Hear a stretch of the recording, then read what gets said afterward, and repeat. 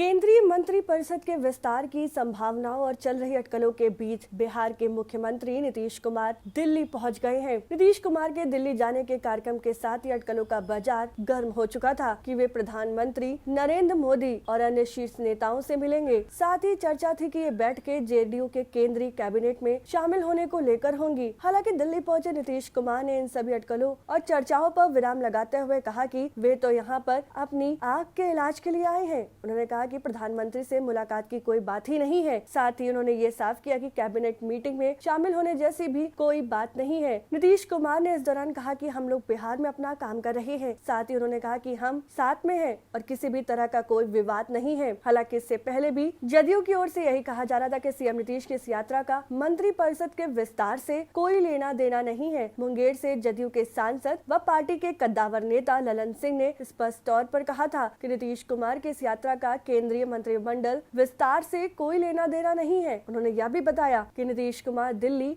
अपनी आंखों का इलाज कराने जा रहे हैं। वहीं एलजेपी में चल रहे मौजूदा घटनाक्रम को लेकर सीएम नीतीश कुमार ने पहली बार अपनी चुप्पी तोड़ी है। 3 दिनों के दिल्ली दौरे पर पहुंचे सीएम नीतीश ने कहा है कि लोक जनशक्ति पार्टी में जो कुछ चल रहा है उसमें हमारी कोई भूमिका नहीं है। सीएम नीतीश ने कहा कि कुछ लोगों को हमारे ऊपर बोलने से पब्लिसिटी मिलती है, इसलिए वह खूब बोलते हैं। लोक जनशक्ति पार्टी के सांसद से जेडीयू में शामिल नहीं होंगे। इस बाबत पूछे जाने पर नीतीश कुमार ने कहा कि यह बात खुद पशुपति कुमार पारस ने कही थी कि वे एनडीए में हैं। नीतीश ने कहा कि पता नहीं लोग क्यों हमसे नाराज हैं, जबकि हमारी इस पूरे मामले में कोई भूमिका नहीं है। जरूरी काम है लोगों को मदद करना या डेवलपमेंट का काम, या अब आ गया है इन दिनों, अब फ्लड का समय आ गया, तो इन सब चीजों पर ध्यान देना हम लोगों का काम, उसी में लगे रहते हैं। लेकिन कई लोग कुछ कुछ बोलते रहते हैं, तो लोगों की अपनी दिलचस्पी है, अपनी पब्लिसिटी के लिए। हम लोगों की उसमें कोई दिलचस्पी सर, कल से कुछ हम लोगों की ना भूमिका है न उसमें हम लोगों का कोई उसमें चाहत है कुछ। सर, कोरोना का टीका कल से सबके लिए हो गया 18 साल से ऊपर, हम लोग तो बिहार को भी कितनी स्थिति है? हम लोग तो आप समझ लीजिए जो तय कर लिया है, और तेजी से जो शुरू में हुआ था कि 18 साल से 44 साल तक के लिए, तो पैसा तो हम लोगों ने उसमें भी खरीदा बिहार में, और उसके हिसाब से सब काम शुरू किए हुए हैं।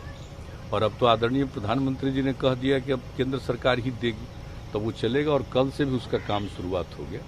और कल तो बड़े पैमाने पर और टीकाकरण हुआ, और हम लोगों ने तय कर दिया है कल ही कि 6 महीने में मिनिमम 6 करोड़ का टीकाकरण हम लोग करवाएंगे, और उसके लिए सारी तैयारी, तो कल इसी के लिए कार्यक्रम भी हुआ, सब तरह से कर रहे हैं हम लोग, और निश्चित रूप से सारी दिलचस्पी के साथ, और पहले से ही जब से शुरू हुआ है टीकाकरण तब से ही हम लोग पूरी दिलचस्पी लेकर के काम कर रहे हैं, और निश्चित रूप से करेंगे। और हम लोग सब लोगों को कह रहे हैं कि भाई टीकाकरण जरूरी है। इस बार बाढ़ के लिए बिहार किस तरीके से प्रिपेयर होगा? नहीं, हम लोग उसके लिए तैयार है, लेकिन जान रहे इस बार तो और थोड़ा पहले से ही वर्षापात शुरू हुआ है, तो एक एक चीज पर नजर रखी जा रही है, उसमें कोई बात नहीं। लेकिन कभी सर, जनसंख्या नियंत्रण पर आखिरी सवाल फिर उठ गया कि जनसंख्या नियंत्रण कानून लागू होना चाहिए असम।